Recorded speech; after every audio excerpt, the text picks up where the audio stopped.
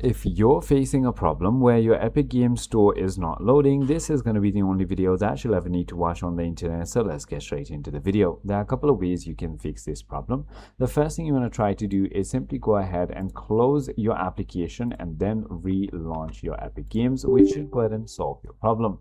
However, if it still doesn't, you want to simply go ahead and search for Epic Games and click on Open File, and then you want to simply go ahead and right click on it again, show more option, properties, and then go to compatibility and make sure that run this program as administrator is always enabled.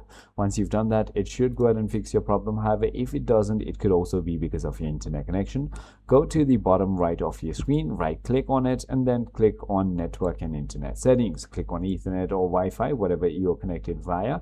Then you want to click on edit on DNS server assignment. It is currently at automatic DHCP, turn it to manual and go to IPv4. Then you want to simply put the preferred DNS as 8.8.8.8 and your alternate DNS as 8.8.4.8, just like that. Now this should go ahead and fix your problem. I hope this video clarifies everything for you. If you have further more queries, feel free to comment down below and I'll see you on the next one.